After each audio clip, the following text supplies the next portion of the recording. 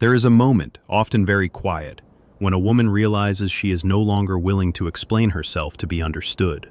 It can happen at a kitchen table with a cold cup of tea beside her. It can happen in the car before she turns the key. It can happen in the middle of a conversation where she hears her own voice becoming smaller, softer, more careful, and something inside her suddenly says, enough.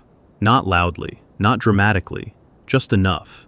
And what changes her is not always a betrayal. Sometimes it is something more subtle, a pause that lasts too long, a pattern that repeats one time too many, a relationship, a family dynamic, a friendship, even a work situation where she notices that her value is always easiest to see when she is useful, agreeable, available, and quiet. That is the threshold. Not the moment she becomes cold, not the moment she stops caring, the moment she stops negotiating her worth like it is something that can be earned by offering one more explanation, one more compromise, one more version of herself that will finally be acceptable. That threshold can feel terrifying at first, because for many women, being valued and being useful have been braided together for years, sometimes for a lifetime. You were praised for being understanding, and slowly that became a role. You were admired for being patient, and slowly that became an obligation. You were called strong because you could carry more than your share, and slowly strength became another word for self-abandonment. And the strange thing is, people often do not notice the cost until you stop paying it. When a woman has lived too long at the edge of her own needs, she can begin to believe that the discomfort in her body is just her personality, that the tightness in her chest is just sensitivity, that the exhaustion in her bones is just life. But it is not just life. Sometimes, it is the psyche trying to tell her that she has been living inside a persona for too long. Carl Jung understood something that many people still resist. The self we present to the world can become so polished, so practiced, so rewarded, that we forget it is only a mask, a persona, a social face, a survival strategy, a way of belonging. And for many women, the persona is the good woman, the easy woman, the one who does not ask for too much, the one who keeps the peace, the one who can sense everyone else's mood before she senses her own, the one who knows how to soften herself so no one else has to feel uncomfortable. That persona can win approval. It can even win affection, but it often does not win respect. Because when a woman disappears into being easy to manage, she becomes easy to overlook. This is where the pain becomes sharper, because what hurts is not simply that someone fails to appreciate you. What hurts is the deeper recognition that you may have been participating in your own invisibility. Not because you are weak, not because you are foolish, but because the part of you that wanted to be loved learned early that love might depend on being low maintenance, emotionally readable, and endlessly giving. That kind of pattern does not appear out of nowhere. It grows in the unconscious. It grows in the small moments when your feelings were too much for someone else, when your needs were inconvenient, when your disappointment had to be hidden so the room could stay calm, when your tenderness was welcomed, but your boundaries were treated like a problem. Over time, the psyche adapts. It creates a persona that gets safer responses. And the more that persona is rewarded, the more the true self is pushed into the shadow. That is one of the quiet tragedies of adulthood. Not that people reject us outright, but that they often accept only the version of us that asks for the least.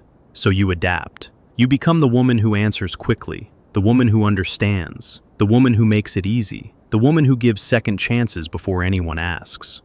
The woman who can feel the emotional weather in a room and adjust herself accordingly. The woman who says, "It's fine," when it is not fine at all. At first, this can look like generosity, and sometimes it is. Real generosity exists. Real love is not stingy. But there is a point where giving stops coming from fullness and starts coming from fear. Fear of being too much, fear of being left, fear of creating tension, fear of losing the bond, fear that if you do not keep offering yourself, the connection will disappear. And that fear is where negotiation begins. You start negotiating your value in small ways. You accept less clarity because you do not want to seem demanding. You accept inconsistency because you do not want to seem difficult. You accept being half seen because half seen still feels better than gone. But this is only the surface. The deeper truth is more uncomfortable. Many women are not just afraid of losing another person. They are afraid of meeting the part of themselves that has been trained to believe that love must be purchased with self-erasure. That is the complex underneath the pattern. Not a flaw in character, a wound in the psyche. A repetition that has become familiar enough to feel like identity. Jung would call this the power of a complex, an emotionally charged knot in the unconscious that takes over perception, reaction, and meaning. When a complex is activated, you do not just respond to the present moment. You also respond to old pain dressed in new clothes. That is why a small silence can feel enormous. That is why a delayed reply can feel like a verdict. That is why one person's distance can awaken a whole history of trying harder, being nicer, becoming smaller, waiting longer. The body knows before the mind admits it. The stomach tightens, the jaw locks, the shoulders rise. The mind starts writing excuses, explanations, alternative interpretations. Anything to avoid the raw recognition. I am once again trying to earn what should never have required this much effort. And here's the paradox that changes everything. The moment you stop negotiating your value, you often feel worse before you feel better. Because negotiation gives the illusion of control. If you can just say it the right way, be patient enough, give enough grace, stay calm enough, maybe the situation will become safe. Maybe the person will finally see you. Maybe the relationship will stabilize. Maybe the room will stop feeling so uncertain. But when you stop negotiating, you also stop anesthetizing yourself. And then the truth arrives. Maybe the connection was never being held together by mutual respect. Maybe it was being held together by your willingness to tolerate imbalance. Maybe the role you played was more important to the dynamic than your actual self. Maybe what was called love was partly dependence on your availability. Maybe what was called understanding was actually your fear of loss wearing a kind face. This is where Jung becomes important, because he helps us see that what we call attraction, loyalty, or chemistry is often entangled with projection. Projection is when something inside us gets placed onto someone else. We do this all the time, usually without knowing it. We see in another person the promise of something we have not yet claimed in ourselves. We project strength, safety, worth, authority, tenderness, freedom. We project the missing piece, and then we feel magnetized. Sometimes a woman is not only responding to the man, or the relationship, or the opportunity in front of her. She is responding to an inner image, an animus image, if we use Jung's language. The inner masculine as she imagines it, decisive, protective, validating, choosing, seeing, providing certainty. When that image is projected outward, the woman can begin to believe that her value depends on whether he recognizes it, whether he chooses her, whether he confirms her, whether he makes her feel real. But the more she hands her center to the outside, the less she can feel her own authority.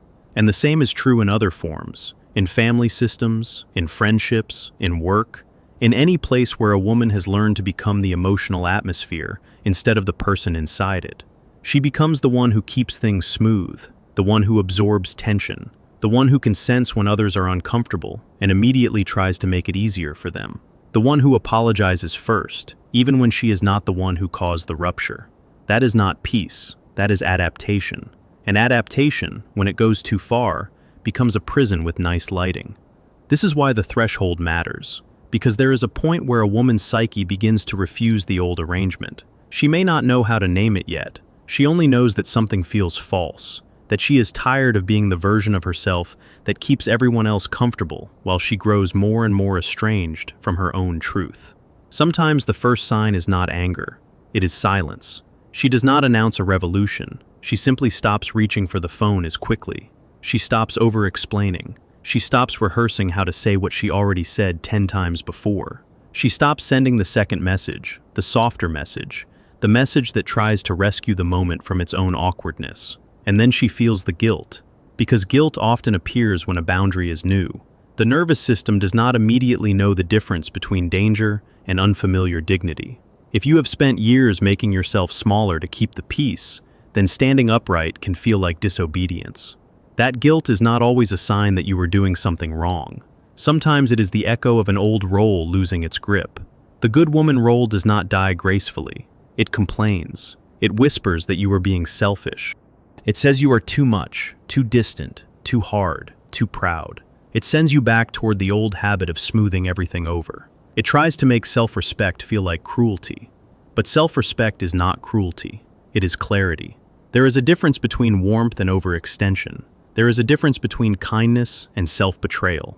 There is a difference between being open and being available to the point of disappearance. A woman can be loving and still have a boundary. She can be compassionate and still say no. She can be soft and still refuse confusion. She can care deeply and still decline to negotiate with patterns that keep asking her to shrink. That is not coldness. That is individuation. Individuation is one of Carl Jung's most important ideas, and it is easy to misunderstand if we turn it into something abstract. In ordinary language, it means becoming more fully yourself, not the self that pleases everyone, not the self that performs goodness, not the self that survives by being easy to digest, the self that is whole enough to stop asking others to define its value. And this process is rarely glamorous. It does not always look like confidence from the outside. Sometimes it looks like a woman sitting in her car for a few extra minutes before going inside, because she needs to remember who she is before she re-enters the room. Sometimes it looks like deleting the draft message she wrote 3 times, because she finally sees that the urge to send it is not clarity, it is anxiety. Sometimes it looks like a quiet evening, where she chooses not to chase the conversation that keeps leaving her feeling smaller than she was before it started. This is the part most people avoid. The part where the woman is no longer asking, "How do I get them to value me?" and starts asking, "Why did I teach myself that value must be negotiated at all?" That question changes the whole architecture of the inner world.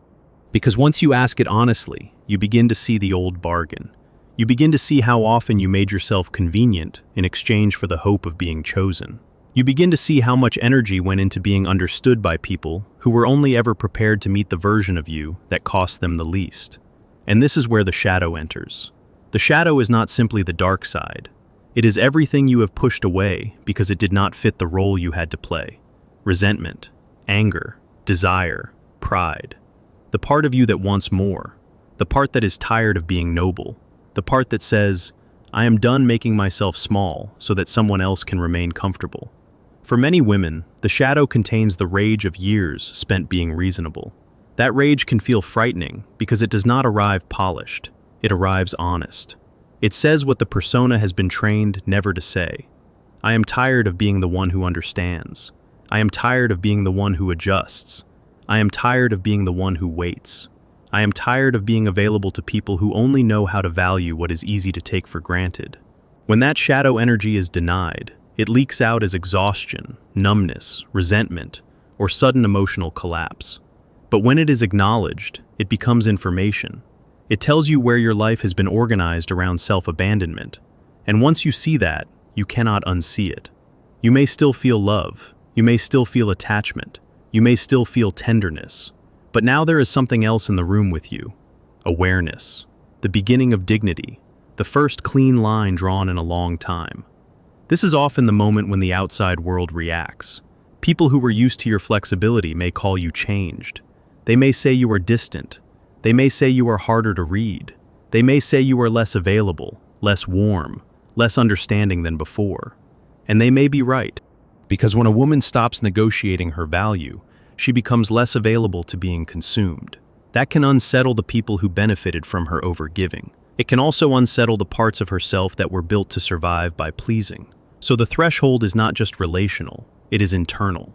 You are not only disappointing other people's expectations, you are also disappointing the part of you that believed you had to remain easy to keep love from leaving. But what leaves when you become honest is not always love. Sometimes what leaves is the arrangement that depended on your silence. There is a woman many people never meet, even though she lives inside the same body. She is the one who does not rush to translate her own feelings into something more acceptable. She is the one who does not apologize for having standards. She is the one who can tolerate being misunderstood for a while because she would rather be real than perform the version of herself that keeps the peace. She is not loud. She is not cruel. She is not trying to win a game. She is simply no longer willing to pay for belonging with self-erasure. And once that woman begins to emerge, her relationship to silence changes. Silence is no longer only a punishment or a tactic or a test. It becomes space. It becomes discernment. It becomes the gap in which she can hear her own thoughts before they are drowned out by other people's needs. There is a kind of silence that is empty, and there is a kind of silence that is full of self-respect, full of observation, full of the decision not to hand out access to the parts of you that others have not earned. That is why the threshold feels sacred, because something in you is crossing from reaction into authorship. You are no longer just responding to what is in front of you. You are beginning to choose what kind of life you will no longer participate in. And that choice can be small at first. You stop replying immediately. You stop making excuses for behavior that leaves you confused. You stop explaining your boundaries as if they need a legal defense. You stop treating your intuition like it is too dramatic to trust. You stop asking for crumbs from people who have already shown you the shape of their giving. The old pattern may still pull at you. Of course it will. Complexes do not dissolve because you understand them once. They loosen through repetition, through awareness, through the steady refusal to reenact the same wound in the same costume. So there will be days when you feel the urge to go back, to restore the old balance, to be the easier version of yourself, to send the message, to soften the boundary, to rescue the connection from the discomfort it has created. On those days, remember what is actually being asked of you. Not perfection, not hardness, not a performance of strength. Only this: do not trade your center for temporary relief. Because temporary relief can be expensive. It can cost you months, years, even whole chapters of your life spent in relationships that only thrive when you are not fully present in them. And if that sounds severe, it is because the cost is severe. A woman who keeps negotiating her worth eventually becomes fluent in her own self-doubt. She can no longer tell the difference between compromise and collapse, between patience and avoidance, between generosity and fear. That is why the threshold is a form of awakening, not a mystical one, a practical one, a body-level, soul-level recognition that your life cannot keep being organized around the hope that someone else will finally notice what you have been too afraid to claim for yourself. If this names something you have never been able to say out loud, write a single sentence for yourself somewhere private, somewhere honest. I am done bargaining with what should have been clear from the beginning. Let that sentence sit with you, not as a slogan, as a mirror. Because the moment a woman stops bargaining, the whole inner landscape changes. She begins to see where she was performing for approval. She begins to feel how much energy was spent on making herself acceptable. She begins to understand that the ache she called love may also have been the ache of not feeling fully chosen by her own life. And then something softer appears. Not instantly, not all at once, but softly, like light entering a room after a long time with the curtains closed. She starts to trust her own no. She starts to trust her own pause. She starts to trust that if something requires her to become less in order to keep it, then it is not asking for love. It is asking for sacrifice. There is a difference. Love does not require a woman to become invisible. Love does not require her to betray her own knowing. Love does not require her to keep proving that she is easy enough to stay. What love does require is reality. And reality is often the first thing sacrificed when a woman is too afraid to lose what she has already outgrown. So the threshold is not only about loss, it is about return. Return to the part of you that does not need to negotiate for basic consideration. Return to the part of you that can sit in silence without panicking. Return to the part of you that knows a boundary is not a wall, but a form of shape. A way of saying, this is where I end and you begin, and I will not erase that line to make the moment easier. That is how dignity is built, not by becoming harder than everyone else, by becoming honest enough to stop participating in the lie that your value is something to be earned through overextension. And if you are wondering what happens next, the answer is not dramatic. Sometimes the world becomes quieter before it becomes clearer. Sometimes people step back when they can no longer pull you into the old role. Sometimes you discover that what you feared would destroy the connection was actually the thing that revealed its true structure. Sometimes the very act of no longer negotiating shows you who was invested in your self-abandonment and who was capable of meeting you as a whole person. But even that is not the deepest point. The deepest point is that you begin to live from a different center, not from fear, not from the old bargain, not from the need to be chosen at any cost, from the self, from the quieter, steadier place inside you that does not need to beg for space. The place Jung pointed toward when he spoke of the psyche's movement toward wholeness. The place that does not confuse being loved with being useful. The place that knows your life is not meant to be a long negotiation with your own worth. You may still feel the pull of the old pattern from time to time. That is human. But now you will recognize it faster. You will feel the body tighten and know what it means. You will see the urge to explain and understand that you are being invited back into an old role. You will notice the guilt and realize it is not always a verdict. Sometimes it is just the sound of an old mask falling off. And when that happens, you do not need to panic. You only need to breathe, and remember that the woman on the other side of this threshold is not colder. She is clearer, not harsher, more honest, not less loving, less willing to abandon herself in the name of being easy to love.